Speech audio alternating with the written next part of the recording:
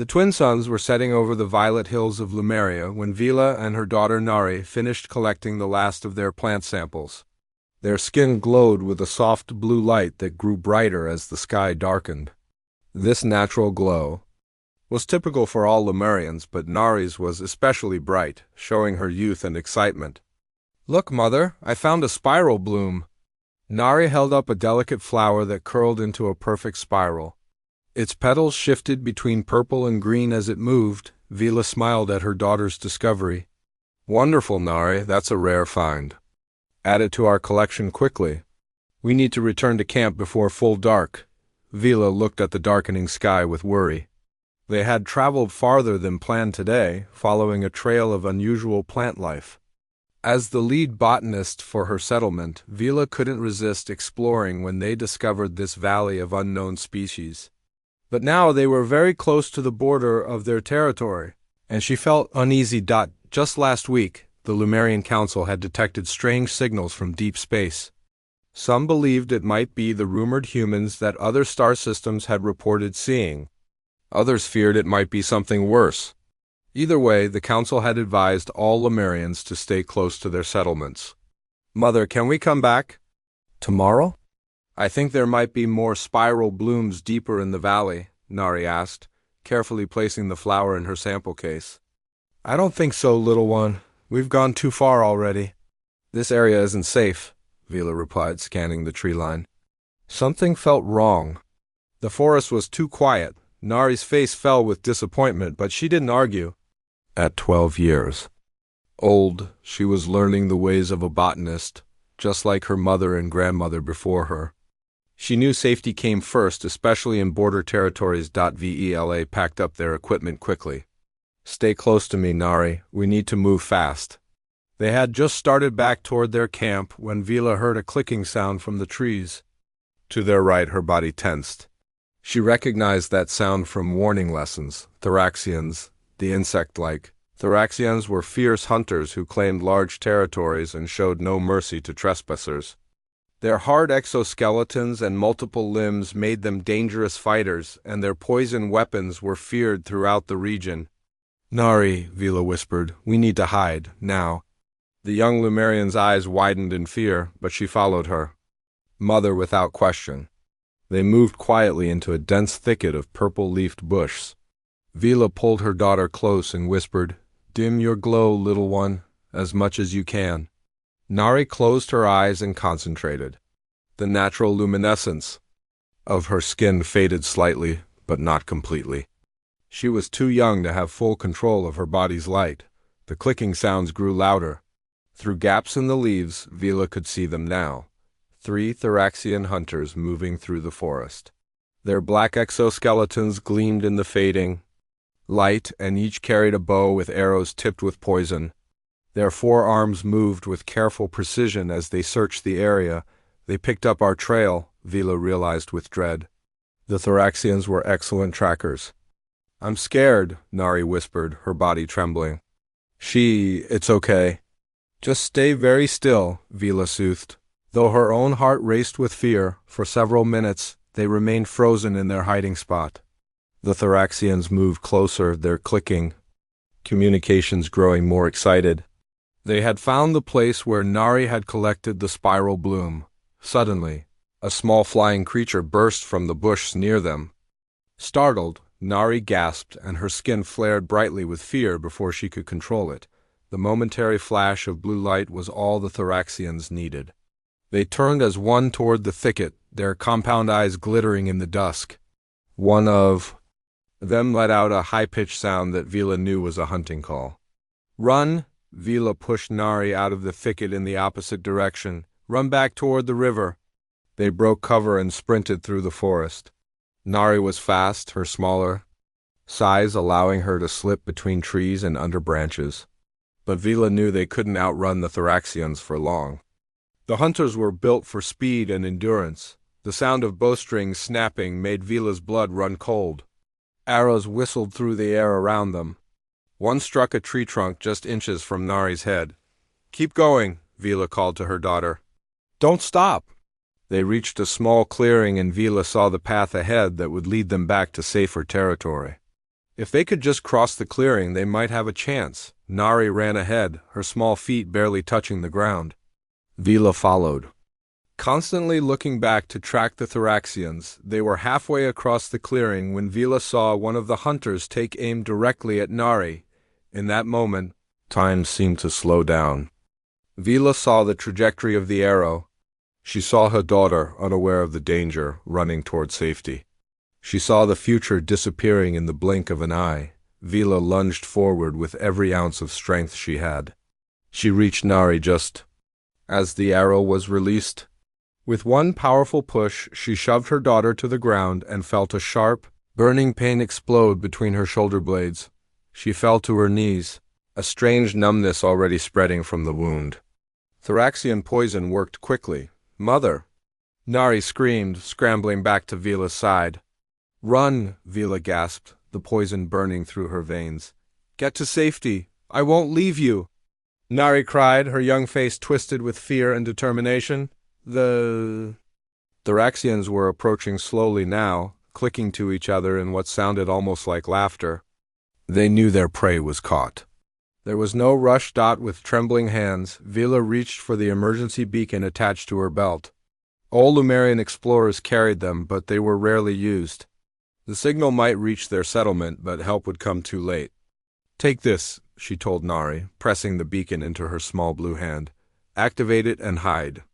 Nari took the beacon and pressed the activation button. A soft pulsing light began to emit from the small device, sending out a distress call that would likely go unanswered. The poison was working faster now. Vila's vision blurred, and the natural glow of her skin began to dim. She could hear the Thoraxians getting closer, their clicking sounds triumphant. "I love you, little one," she whispered to Nari. "Please don't leave me," Nari begged, holding her mother's hand tightly. The 3 Thoraxian hunters entered the clearing, their weapons ready. They moved with the confidence of predators who knew their prey was helpless. Nari stood up on shaking legs, placing herself between the hunters and her fallen mother. Her small body glowed fiercely despite her fear, a tiny beacon of defiance in the gathering darkness. The lead Thoraxian raised his bow, aiming at the small Lumerian child, and somewhere in the forest beyond, a strange new signal was picked up. By the emergency beacon, something or someone was responding to their call for help. Jack Harlow wiped sweat from his forehead as he checked the strange readings on his device again. 3 months into his assignment on this frontier world, and he was still getting used to the purple-tinted forests and strange wildlife. The air here was thicker than Earth's, and the twin suns made the days uncomfortably warm for humans. As a wildlife ranger for the small human research outpost, Jack spent most days alone, tracking animals and mapping the terrain. Today he was supposed to be documenting a herd of deer-like creatures that his team had spotted last week. Instead, his scanner had picked up unusual energy signatures that pulled him off course. Jack squinted at his device. The signal was unlike anything he'd seen before. It pulsed with a strange rhythm that didn't match any known human technology. The scientists back at the outpost would probably tell him to document it and return, but something about the pattern seemed urgent. "This isn't natural," he muttered to himself. Years of ranger training had taught him to trust his instincts. He was about to radio the base when his scanner suddenly picked up something new, a distress signal. The pattern was clear even though the technology was unfamiliar. Someone or something was calling for help. Jack hesitated. The protocol was clear. Unknown alien contact required approval from command. The human presence on this planet was still new, and they knew very little about the local intelligent species. Rushing into an unknown situation could create diplomatic incidents or worse, but the distress signal was getting weaker. "Sorry, boss," Jack said to no one as he turned off his radio. He could ask forgiveness later. Right now, someone needed help. Jack moved quickly through the forest, following the signal. His time tracking wildlife had made him good at moving quietly. The dense purple foliage provided good cover as he advanced. As he got closer, he heard strange clicking sounds ahead. Jack slowed his pace and crouched low. Carefully, he parted the leaves of a large fern-like plant and saw them. Thoraxians, the insectoid species, had been included in his briefings. aggressive territorial hunters with poisoned weapons. Humans had been advised to avoid contact with them at all costs. Beyond the Thoraxians, in a small clearing, Jack saw a sight that made his breath catch. A small blue-skinned being stood protectively over a larger fallen figure. Both had skin that glowed softly in the growing darkness. The smaller one's light pulsed with what seemed like fear or distress. The fallen figure had what looked like an arrow protruding from its back. Jack recognized the design from his briefings: Thoraxian poison arrows, deadly to most species. Without quick treatment, the lead Thoraxian raised its bow, aiming at the small, glowing figure. Jack didn't think. He acted. He pulled a flash grenade from his belt, a non-lethal device, designed to temporarily blind and disorient without causing permanent damage. Perfect for wildlife management and, apparently, for saving alien children. With practiced aim, he threw the grenade into the clearing. It landed just behind the Thoraxians and exploded with a blinding light and deafening sound. The insectoid hunters immediately scattered, their compound eyes particularly sensitive to the flash.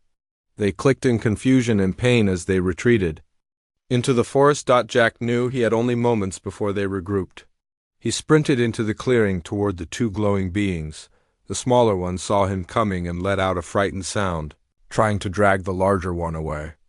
The child, Jack was certain it was a child, was terrified but refused to abandon what must be its parent. "Hey, it's okay," Jack said softly, knowing his words wouldn't be understood but hoping his tone might help. He held his hands up to show he carried no weapons. "I'm here to help." The child's large, pupil-less eyes widened in fear and confusion. Clearly, it had never seen a human before. Jack reached slowly for his translator device. All rangers carried them, though they were programmed with only basic phrases and languages they knew about. He wasn't sure it would work with these beings. He activated the device and it cycled through several greeting phrases in different languages. The child watched in fascination as the small device lit up and made sounds. Jack turned his attention to the wounded adult. The arrow was deeply embedded between the shoulder blades, and the normally bright blue skin around the wound was turning a dull gray. The poison was spreading. From his training, Jack knew Thoraxian poison attacked the nervous system first, then the organs. Without treatment, death would follow within hours, maybe less for a species he knew nothing about. He reached for his medical kit and pulled out a general antitoxin. It was designed for human use, but it might slow the poison spread until he could get proper help.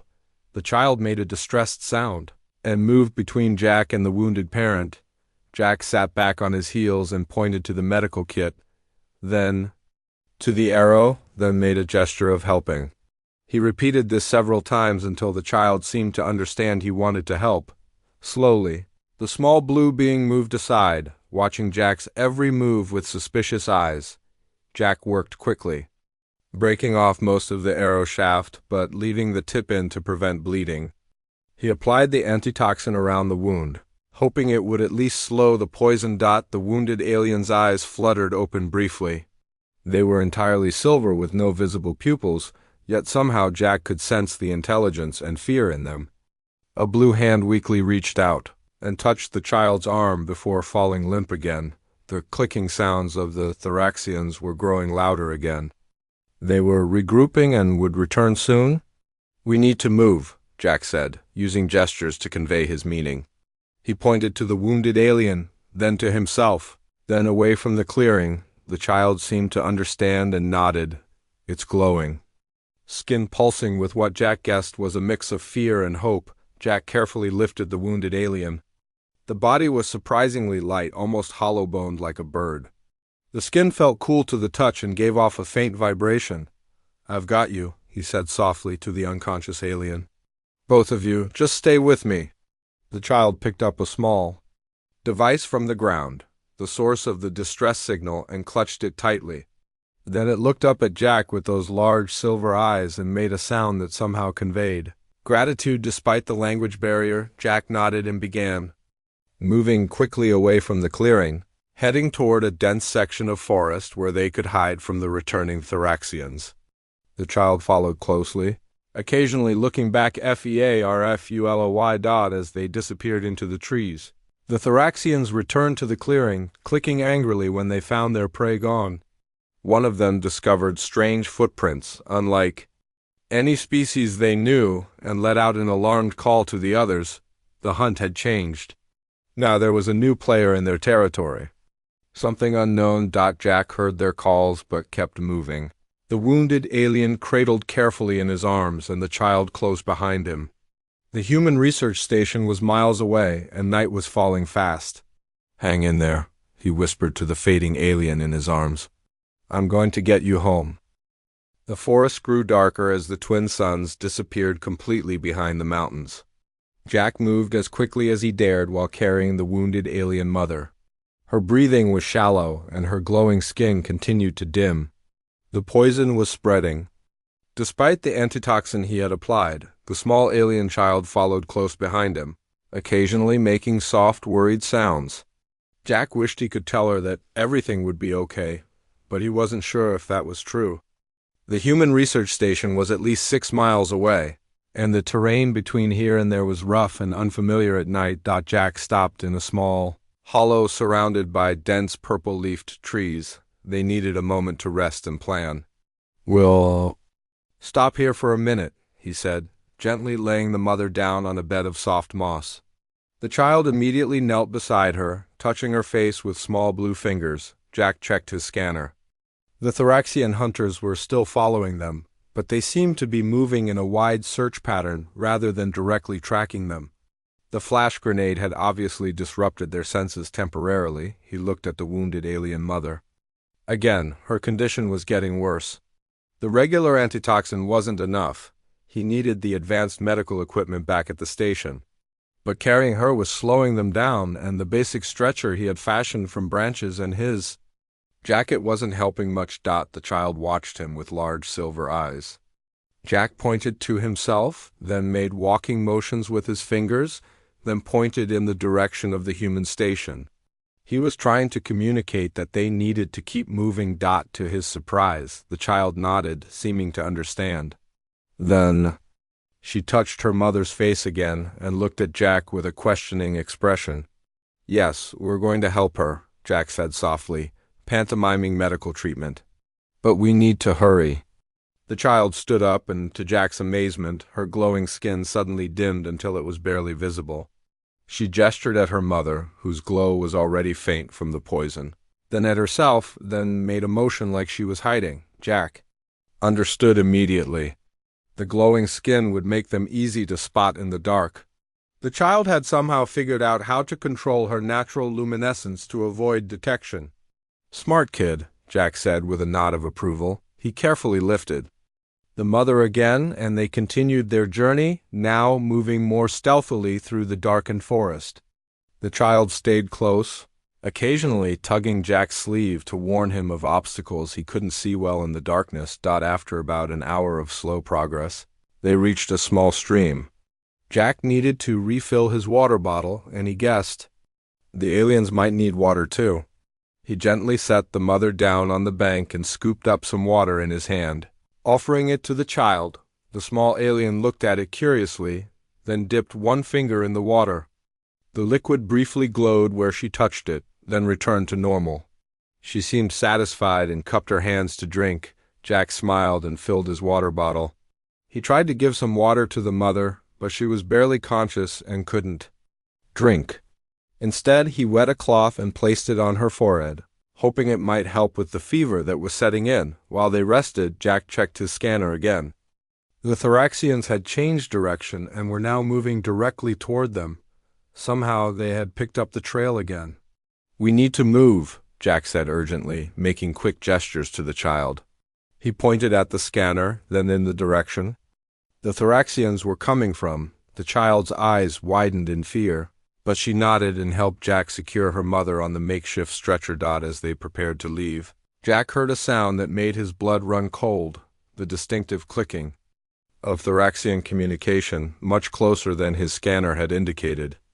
They must have sent scouts ahead of the main hunting party. Jack put a finger to his lips, signaling for quiet. The child froze, barely breathing. They couldn't outrun the Thoraxians with the wounded mother, and fighting was not an option against. Multiple hunters with poison weapons dodged, then the child tugged at Jack's sleeve.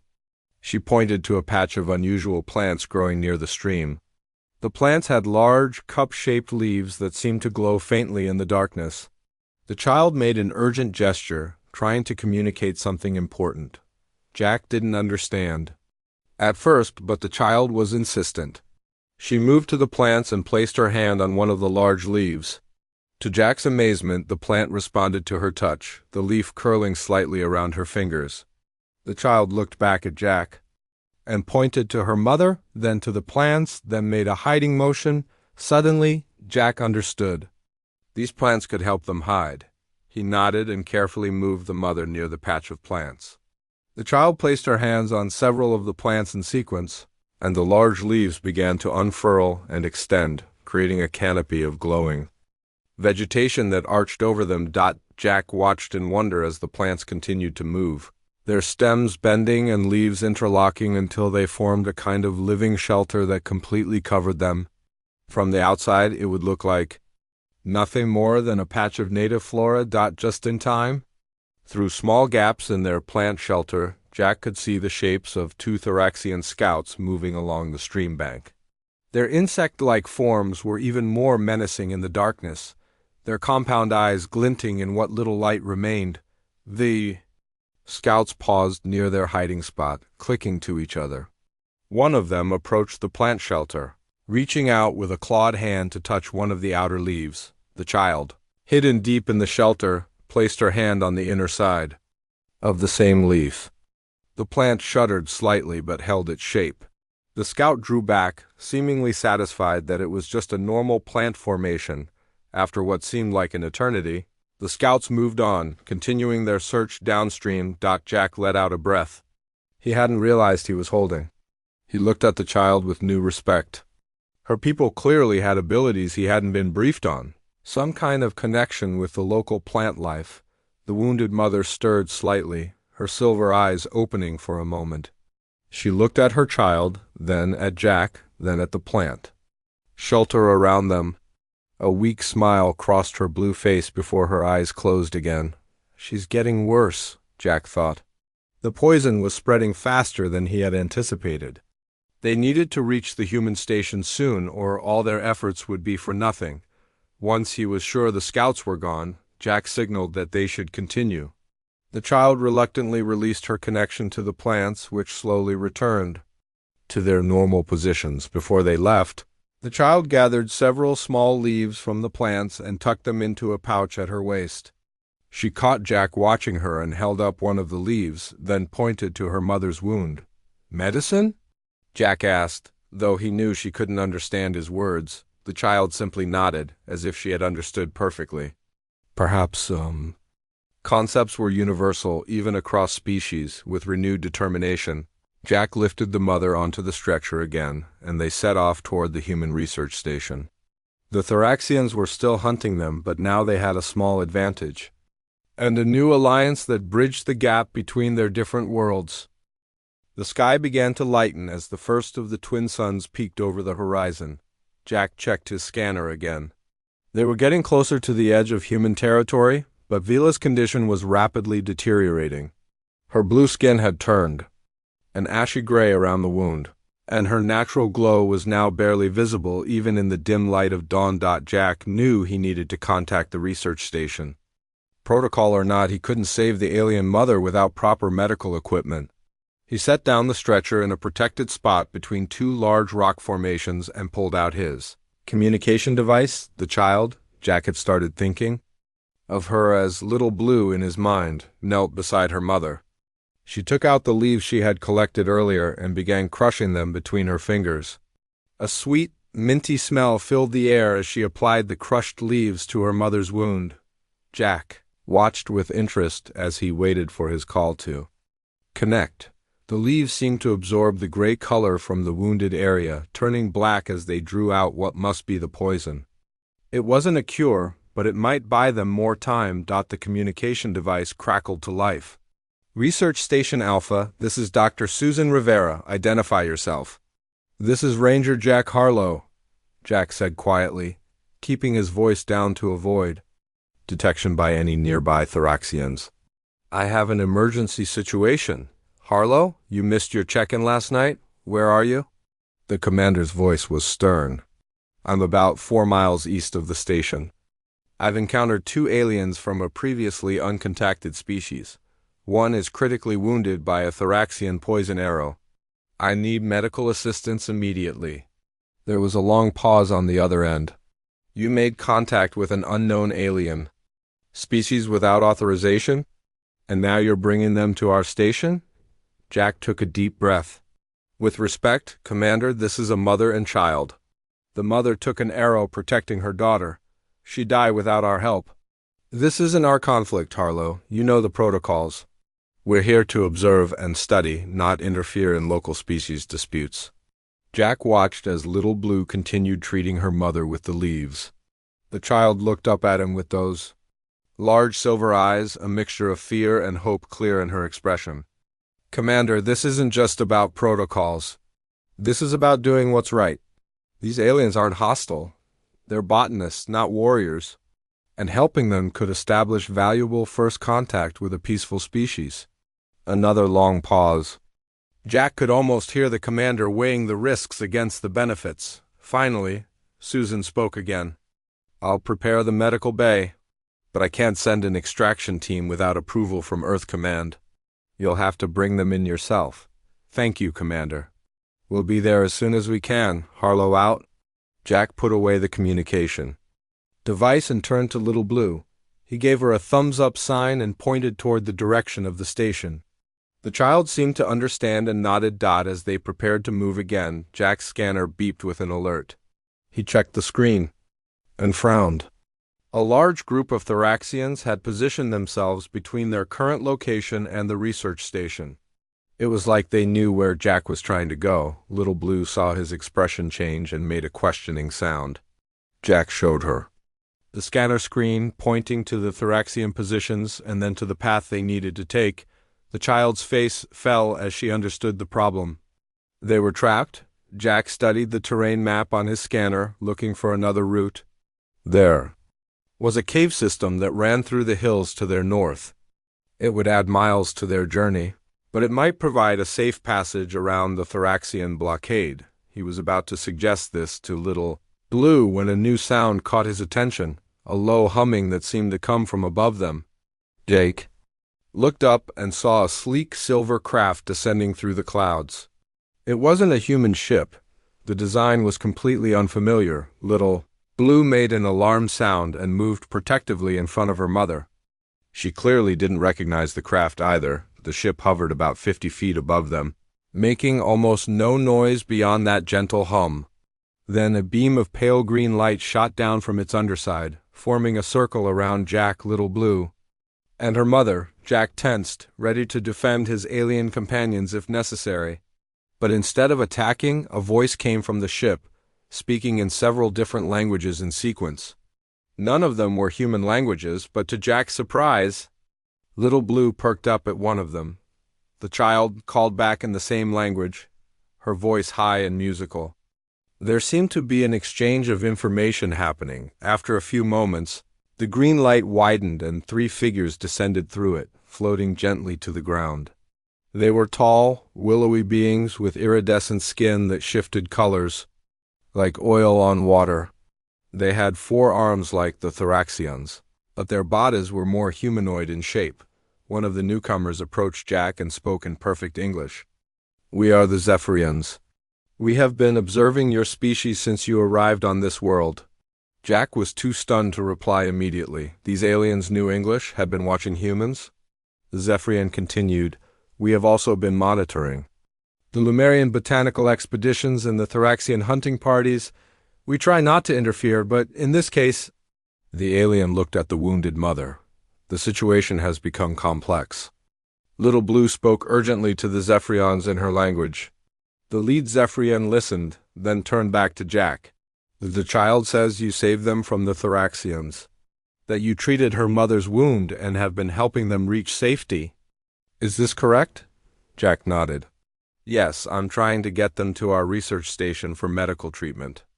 The mother was hit with a poison arrow while protecting her daughter. The Zephyrian studied Jack for a long moment. Your actions are unexpected. Most new species focus only on their own survival and expansion. I'm just doing what any decent person would do, Jack said simply. The Zephyrian made a gesture that might have been approval. The Thoraxians have blocked your path to your station. We can help you bypass them. Why would you help us? Jack asked, suspicious of this convenient offer. We have our reasons, the Zephyrian replied. Let us say that we are interested in how different species interact. Your compassion for aliens you've never met before is worthy of study. Jack looked at the wounded mother. Her breathing was becoming more labored. He didn't have many options. What do you want in exchange? He asked. Nothing was free, especially not in space. Information, the Zephyrian said. About your human technology, your customs, your intentions on this world. Nothing that would harm your people, merely knowledge. Jack hesitated. Sharing information with unknown aliens wasn't exactly in the protocol either. But the mother was dying, and Little Blue was watching him with desperate hope in her silver eyes. Deal, Jack said finally. But the medical treatment comes first. The Zephyrian made that gesture of approval again. Agreed. We will create a diversion that will draw the Thoraxians away from your path. But you must move quickly. Their hunting instincts are strong. The other two Zephyrians moved to examine the wounded mother. They spoke in their own language, which sounded like wind chimes in a breeze. One of them produced a small vial of glowing liquid and handed it to Little Blue with instructions in her language. The child carefully lifted her mother's head and poured the liquid into her mouth. Almost immediately, the mother's breathing eased slightly, and some color returned to her ashen face. It will slow the poison, the lead Zephyrian explained to Jack, but it is not a cure. You still need to reach your medical facility. The Zephyrians returned to their ship, leaving Jack and Little Blue to prepare for the final leg of their journey. As the ship rose into the air, the lead Zephyrian called down, "Be ready to move in exactly 10 minutes. The path will be clear? But only briefly. Make good use of your chance, human." The ship vanished into the clouds, leaving Jack and Little Blue looking at each other. A new alliance had formed, uncertain and fragile, but offering hope where before there had been none. Exactly 10 minutes after the Zephyrian ship disappeared, a series of bright explosions lit up the sky several miles to the south. Jack's scanner showed the Thoraxian hunting parties rapidly moving toward the disturbance. That's our signal, Jack said, carefully lifting the stretcher with Vila on it. The Zephyrian medicine had stabilized her condition, but she was still deeply unconscious. The poison arrow remained embedded in her back, too dangerous to remove without proper medical equipment. Little Blue gathered her small pouch of healing leaves and nodded at Jack. Her silver eyes were filled with determination despite her obvious exhaustion. They had been traveling through the night, and the small alien child must be tired, but she never complained. They moved quickly through the forest, following the path that had been cleared of Thoraxians. Jack's scanner showed the route to the human research station was now open, but he knew their window of opportunity was small. The diversion wouldn't keep the hunters occupied forever. After about an hour of fast travel, they reached the edge of the cleared zone around the human station. Jack could see the collection of white buildings and the communications tower rising above the tree line. They were so close, but just as they were about to leave the cover of the forest, Jack's scanner beeped a warning. A single Thoraxian life. Sign was moving rapidly toward them from the north, not from the direction of the diversion. One hunter didn't take the bait, Jack muttered. He set down the stretcher and motioned for Little Blue to stay low and quiet. The clicking sound of Thoraxian communication grew louder. Jack peered through the dense foliage and saw the hunter, larger than the others they had encountered, with additional markings on its exoskeleton. This must be the leader of the hunting party. Jack considered their options. The research station was just a few hundred yards away across open ground. If they tried to make a run for it, the Thoraxian would easily catch them before they reached safety. If they stayed hidden, the hunter would eventually find them by tracking their scent. Little Blue tugged at Jack's sleeve. She pointed at herself. then at the trees behind them, and made a gesture like she was drawing something away. "No," Jack whispered, understanding her meaning. "I'm not letting you be bait." The child's expression became stubborn. She pointed at her mother, then at the research station, then back at herself in the forest. Her meaning was clear. She would lead the hunter away while Jack got her mother to safety, before Jack could refuse again. The Thoraxian leader let out a triumphant clicking sound. It had found their trail. Little Blue didn't wait for Jack's approval. She darted out from their hiding place, her skin glowing brightly to attract attention. She called out in her musical language, deliberately making noise. The Thoraxian leader immediately spotted her and let out a hunting call. It raised its bow. But Little Blue was already running back into the forest, leading the hunter away from Jack and her mother. "No!" Jack called out, but it was too late. For a moment, Jack was torn between following Little Blue and getting Vila to safety. Then he remembered his promise, medical treatment first. He had to trust the child knew what she was doing. With a silent prayer for Little Blue's safety, Jack picked up the stretcher and ran toward the research station. The open ground felt endless as he sprinted across it, carrying the wounded alien. "Open the gates!" he shouted as he approached the perimeter fence. "Medical emergency!" The gates slid open, and several security personnel rushed out to meet him. They stopped short when they saw what Jack was carrying. "Get Dr. Wright!" Jack gasped, out of breath from the run. "Thoraxian poison arrow wound. She's fading fast." The security team hesitated, but Commander Susan Rivera appeared and took charge. "Take them to the medical bay immediately," she ordered. "Dr. Wright is standing by." As they rushed Vila to the medical bay, Jack quickly explained the situation to Susan. "The child is still out there," he said urgently. "She drew the Thoraxian leader away so I could get her mother to safety. We need to send a team to find her." Susan frowned. "Harlow, you've already broken every first contact protocol we have.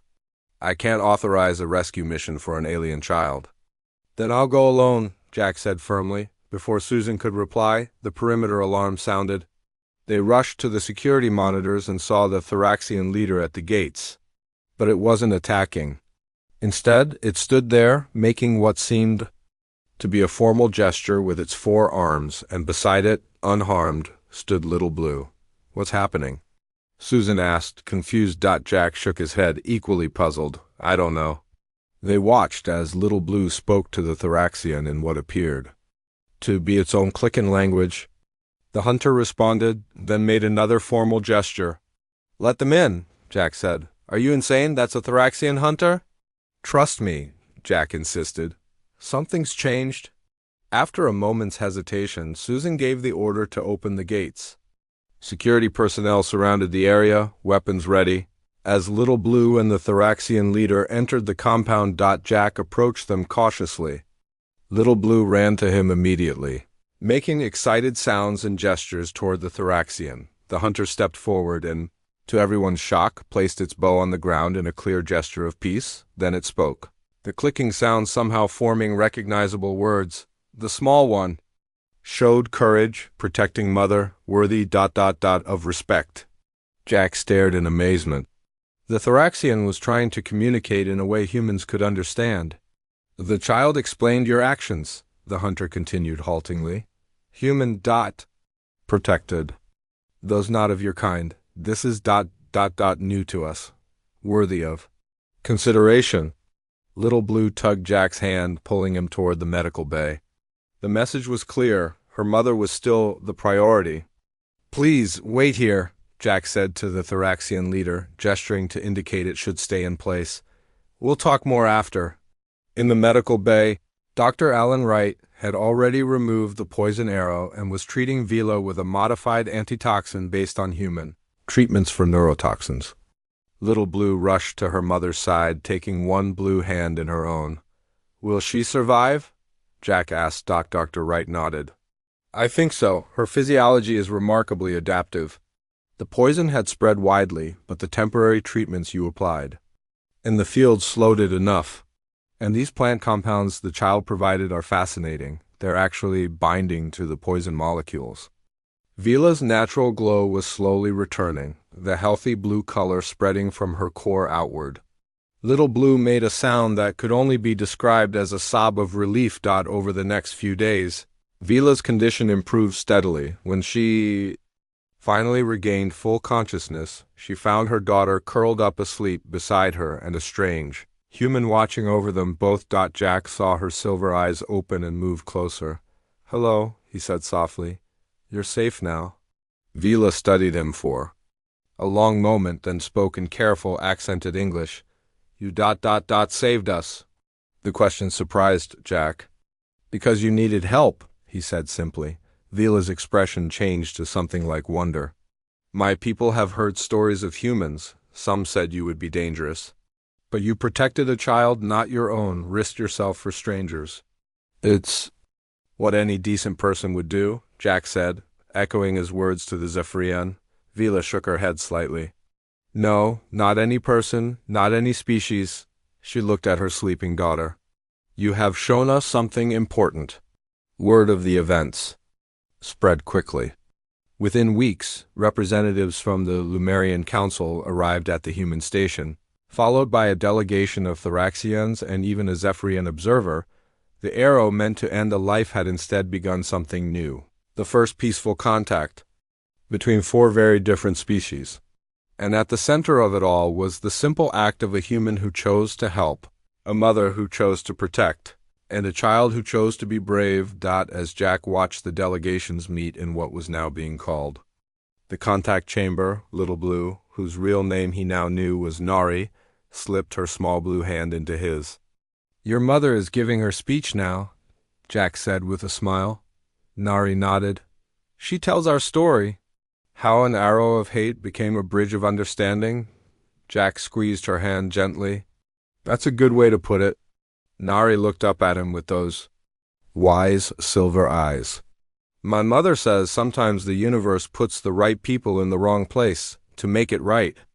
Jack thought about the unlikely chain of events, a distress signal, a human who chose to help, a mother's sacrifice, a child's courage, that had brought them all to this moment. "Your mother," he said, "is very wise." Together they watched as the future of four worlds began to unfold before them.